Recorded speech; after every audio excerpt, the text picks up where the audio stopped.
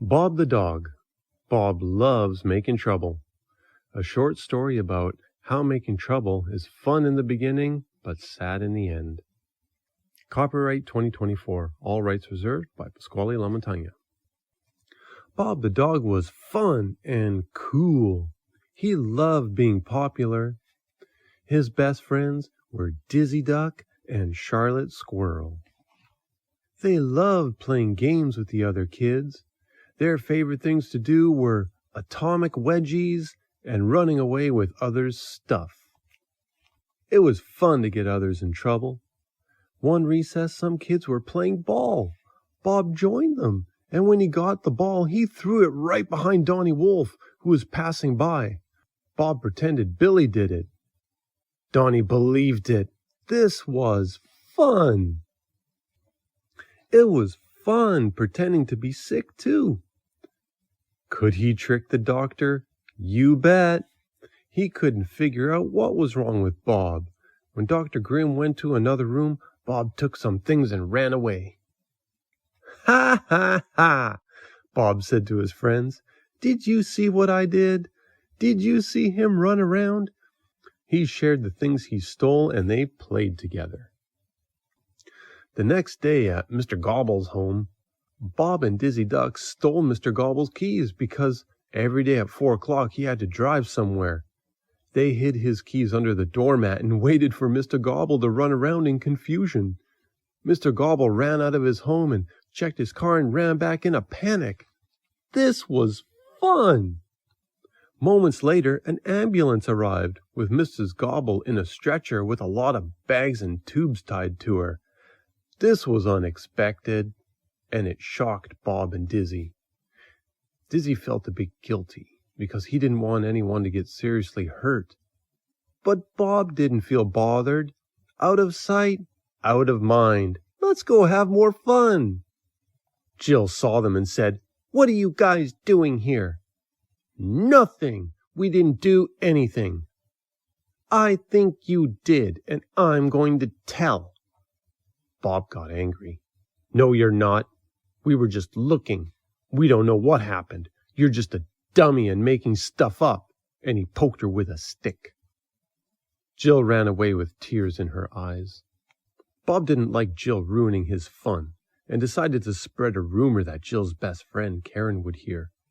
He rumored that Jill thought Karen's bird-designed dresses looked silly.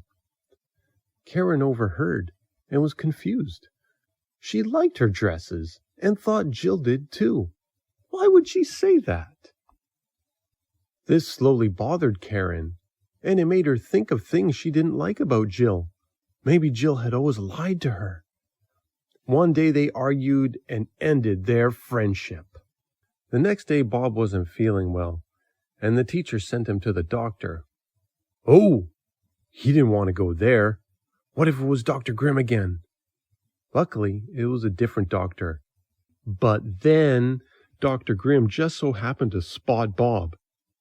"Oh, that's the same little liar," he thought. "I'll fix him." And when Dr. Ellie was turned around, he put different pills in his cup without Bob or Dr. Ellie noticing. The next day, Bob was super sick. When everyone found out, they came to see him. Dr. Ellie said, "Why, this poor boy has lost consciousness. Let us find out what the cause is." "I know," said Donnie. "We can look in his mouth. I was told this is a sure way to find out."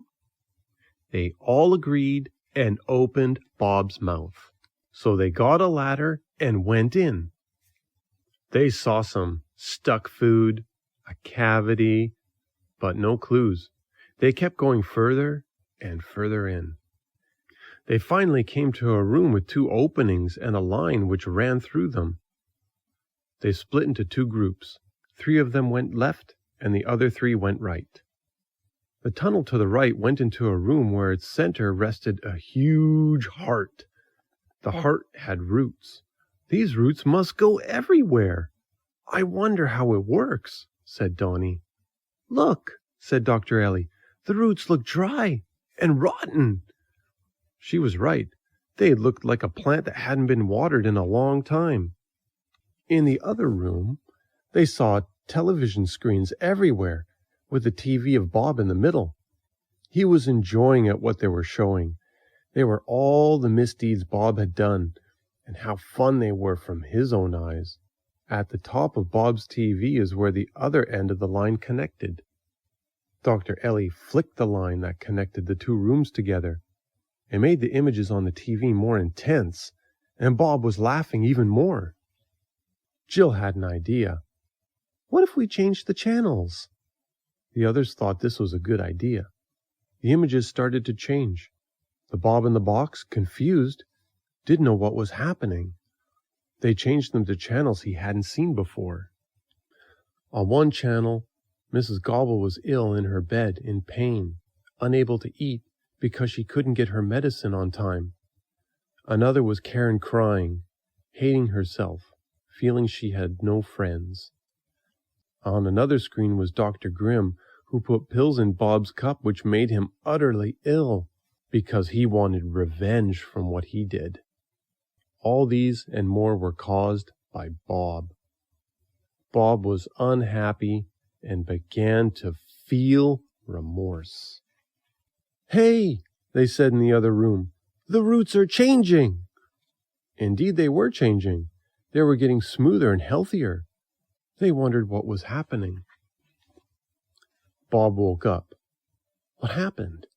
Was he dreaming? Yikes! What's Dr. Glenn doing here? Did he really switch the pills? You take one more dose, and you'll feel better by tomorrow. And then he left. Bob looked at the pills for a long time before taking them. The next day, Bob indeed felt better, but felt different. He felt bad about the things he had done and wanted to apologize. Jill was still upset, and although she liked his apology, she didn't want to accept it yet. Neither did Mr. Gobble, Dr. Grimm, Donnie, or anyone else. The truth was, since Bob had caused trouble all the time, they were not sure if he would stop even if they accepted his apology. Even his friends weren't sure if they wanted to join him. They didn't reject him or accept him. All they could do was kind of ignore him. Bob had no one to play with and was all alone.